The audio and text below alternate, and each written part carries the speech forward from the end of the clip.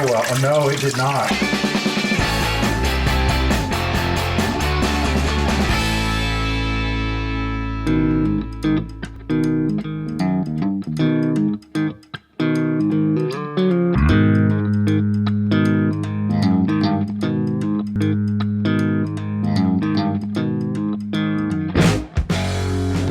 Welcome to the shop. I'm Jared, and this is Wrench Every Day. Today we're actually not at Site B or in Florida. We're at GRC, place in Cleveland, Georgia, where we're going to start work on the Johnny Reb muscle truck. The reason we're here, as I kind of mentioned in the last video, these are the best guys to come to for chassis fabrication international builds. You can see some very beautiful trucks. You can actually see the remnant of the door from the 1971 Scout that you guys see and love. The reason it's called the Wizard truck is that beautiful door right there. And it was deserving to be here because that's the Scout Wizard, the International Wizard. This is Randy of GRC, Randy Groenhof. This is Layton. So we're here to get started on this. It's unfortunately still pouring rain outside, so we can't actually go over the great parts that the guys at J&J Auto Wrecking sent us. But what we can do is get started tearing this thing apart to prepare it for the suspension and engine swap.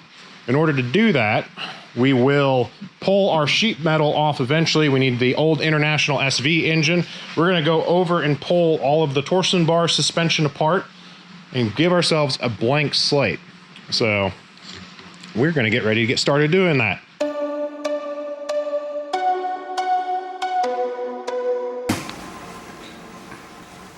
I want the breaker. What? There's a big spark. Oh. Yeah, nothing happened.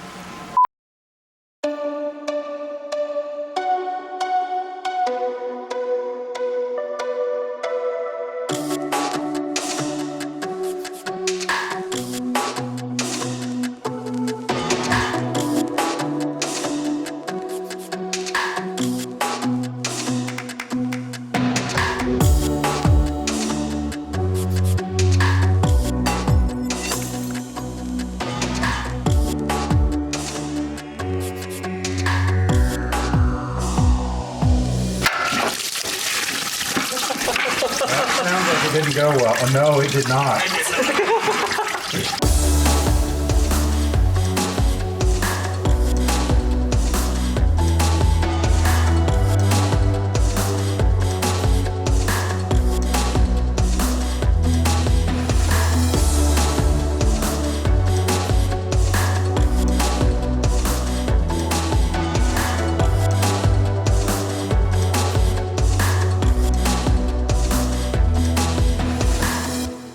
You know you've made it when the owner of the shop is the one that picks up the broom to clean up the mess that we all made. So the truck doesn't look quite as impressive without any of the sheet metal on it anymore. And we've reaffirmed why the suspension is so shot. That wheel's straight and that one's kind of pigeon-toed in and doing different things and just completely worn out. That's your torsion bar. We'll come back to it. But while we have a break in the rain, we're actually going to run outside. There's Dwayne, the editor, again. See if he cuts that out or leaves it. And we're going to go over the plans for the muscle truck. What John at J&J was able to get us so quickly and overnight. Well, theoretically overnight. These are the wheels that we're going to have to go on the front. It's a different bolt pattern from the new parts from the factory. Not the biggest fan of them. It's what they had plenty of and sent, so we're gonna run it for now. But hiding under this tarp and a bunch of water, we have a GM 4L80E. A little bit further under, this is a 6-liter LQ4. Originally, we were planning on doing an LQ9 with slightly more horsepower, but phase 2 of the muscle truck makes us want a little bit lower compression. The LQ4s have slightly smaller compression or a lower compression ratio. I think it's a 9.0 versus 9.5 that an LQ9 has. So it fits a little better. Sitting right here is actually an LS1, the super desirable all aluminum stuff. It came from a car that was involved in a front accident where it actually broke and damaged a lot of the front accessories. The reason we have this beautiful LS1 is not to go on the muscle truck. It's for a project that's later, but what we needed was the accessory pack. And the reason we want to put car accessories on our LQ4 is also how we're fixing our suspension. Underneath here is the front subframe steering rack suspension, the works from a Chevrolet Corvette. Really commonly done is a Crown Vic front subframe swap onto these older trucks because of the captive upper control arms. You just make 4 mounting points and it works. We actually want more tunability in our suspension so we can make this car handle and perform insanely well. So we're actually set up to use this Corvette front end where we can have custom alignment specs exactly where we wanted. And we're using the LS1 car accessories because we're actually hoping to mount that LQ4 setup to the factory subframe mounts, because that's going to lower our center of gravity a ton in the truck and actually make it handle incredibly well. Not only is it going to have the Corvette suspension, it's going to have low center of mass, it's going to have plenty of power to tow things, and I think we're going to be able to get 0 to 60 faster in our 8th mile time. They also sent us these beautiful Cook's headers. Well, I say they're beautiful. They're used, but they came off of the car they got. They're in great shape, just slightly discolored. They're going to help that engine breathe because that's one of the best things you can do for the LS motors is get the exhaust freed up. So that's what we've got going out here. Let me run back inside and we're going to go over a little bit more of what a torsion bar suspension is, show some of the things about that engine and exactly how worn out and why I probably shouldn't have driven that truck to South Carolina like I did. And it is well deserving of the "oh my God, it made it" award, because now that the body's off and I see exactly how worn out that suspension is, I probably, you know, that's top questionable choice to drive that truck. We've got Ridge. He was actually kind enough to go and get us food earlier, so he went on the first intro. So some of the wear, this is a drag link style suspension where you have a steering box that connects via the pitman arm to the drag link. You have an idler, you have your tie rods. None of this is tight. So if you can go ahead and wiggle a little bit, you can see all of those joints just kind of moving completely independent of each other when they should be nice and rigid. Some of the other wear points is our upper control arm bushing. This bolt should be completely center and it's not. Ball joints, they're shot. Let's see if you can get the wiggle top and bottom.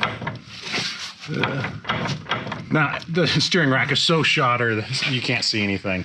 That's what connects to the torsion bar. So that is your spring in this style setup. It rotates as a spring steel. You can lower it by changing your set arms back there or try to pick it up some. Also, it makes it ride nice. This side's even worse in that where there should be a bushing, there just is nothing. It just kind of exists. So again, probably shouldn't have driven it to Greenville, but why not? So we're going to keep going. We've got to get the old International SV engine pulled out, and then we can start pulling the rest of the suspension apart, and we'll just keep on plugging away.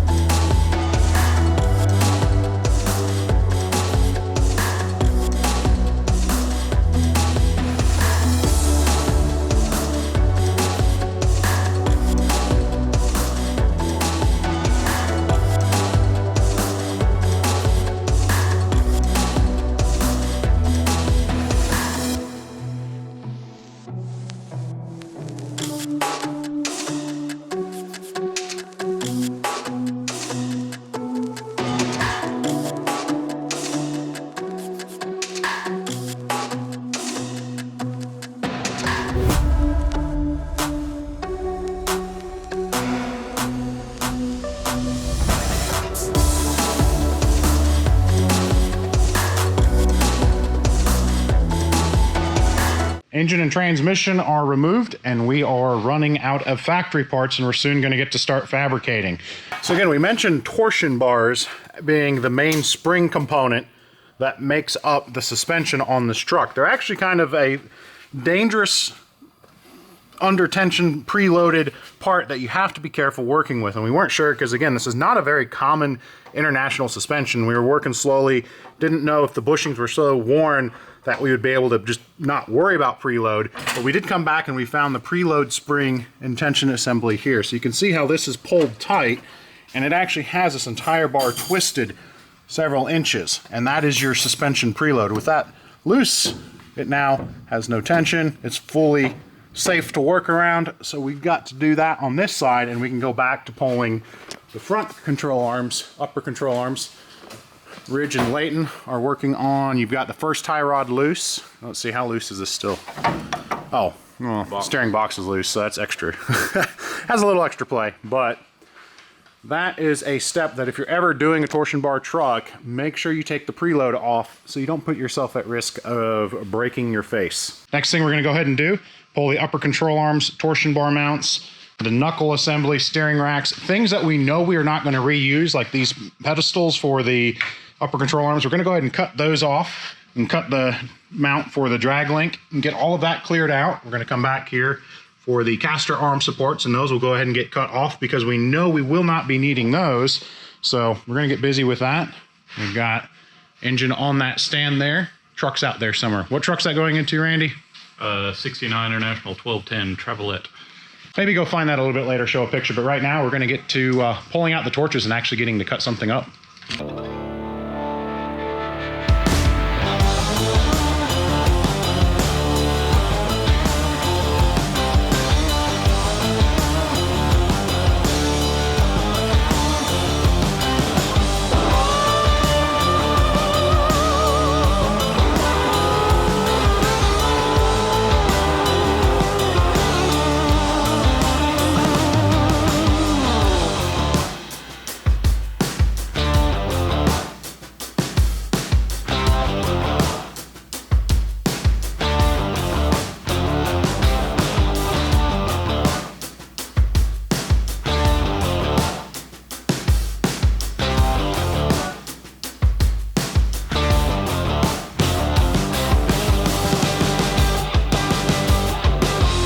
Hey, Bosco, come here. Bosco, sit. Lay down. Bang.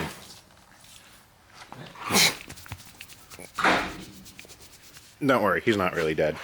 All right, so like we had mentioned, Ridge is back there getting all of the leftover remnants from the frame brackets on the factory suspension cut off and shooting us with sparks. So what we're gonna do while Ridge is making all this noise is I'm gonna grab Randy and we're gonna go outside and take a look at that 69 International that the old engine from the Johnny Rev is gonna go into. And there is the big green beast, the 69 International 1210, the 1210 being the designation that it was a 3/4 ton truck. All-wheel drive. Is this all-wheel drive or four-wheel drive? It's four-wheel drive. International used the term all-wheel drive early on. But what's so cool about this truck is the service bed, which normally you ask, why would you be excited about a service bed? And why did you get so excited about a service bed on this truck? Well, it's a factory installed bed. And on top of that, it's the low profile bed. So you can actually put a gooseneck trailer behind it, which we work our trucks pretty hard. So it's nice to have that option. Yeah, and that's what's cool is with the guys at GRC is they're not old pretty trucks. Even though some of the Internationals, the Scouts especially, you used to, I think the first one I bought when we went to look at, what was that, 12 years ago, the accidental purchase, absolute piece of crap, but it was $200, and that truck in today's market, well, that one is probably still $200, but they've gone up from runners and a couple $100 to $3,000 is a good deal on one. Yeah, the market has just exploded to the point where if you can buy a Scout for under $10,000 and drive it home, you've done well. If you get a truck that was built early in the month, they don't have as much rust because the steel stayed out in the yard all month long. So the trucks by the end of the month have rusty sheet metal. Worse rust. They've all got rust. They've all got rust in the same places. Yeah. The other fun thing about the Southeast Binder group, SEBA, which is I'm a member of, Randy, all of us, you kind of have to work together to keep these Internationals and parts for them, because unlike the Fords and the Chevys, the old GM, just everything else that there's plenty of, there are not as many parts supported because this was such a kind of short run light line. The D series trucks, the C series trucks didn't get the aftermarket support that the Scout stuff has gotten. So sheet metal parts and things like that are few and far between now. This actually has a flower growing out of it. these are your water drain boxes and air boxes, and they just rot out there because leaves fall, collect in there, and there's no way to get to it. The way it's working out, Randy's helping us with the muscle truck build, so I'm giving him that real nice 392. That is going to go into this truck that's going to make it a much more capable service truck. It sounds like Ridge is starting to get a little bit quieter. Nope, he's back at it. I thought maybe he was done and ready for us to fit the subframe. Yeah. Hey, Ridge. What's up? How's it going? We're almost finished. Got a few more things to cut off. I think you're wearing a lot of the truck there. Probably, more than likely. It's getting kind of hot. So again, just each time you cut a bracket off like here, you have just the leftover leg of it. So you come back, get it cut nice and flush, and we will have all the room we need. Whew, that is a lot of grinding still to go. And he has been working nonstop while we're just doing tour of the place.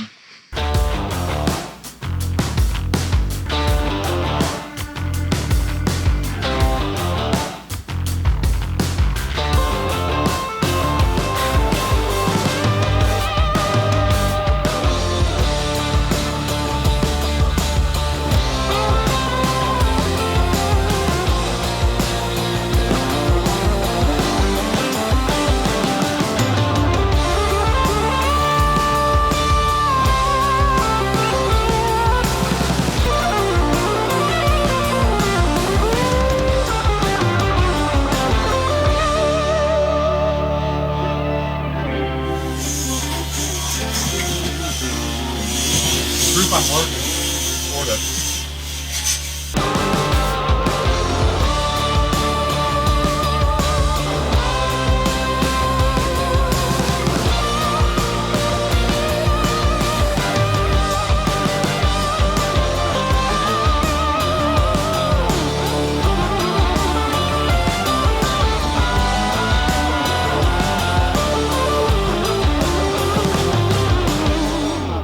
And there we go. It's a little bit sad looking, but it is ready for the next step of our fabrication and build out.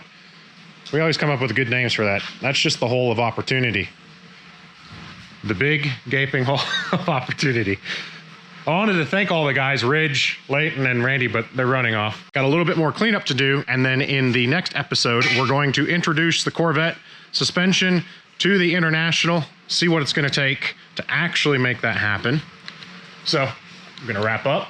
I'm Jared. Thank you for watching Wrench Every Day, reminding you to always make questionable choices, and just because it's rare doesn't mean it's valuable.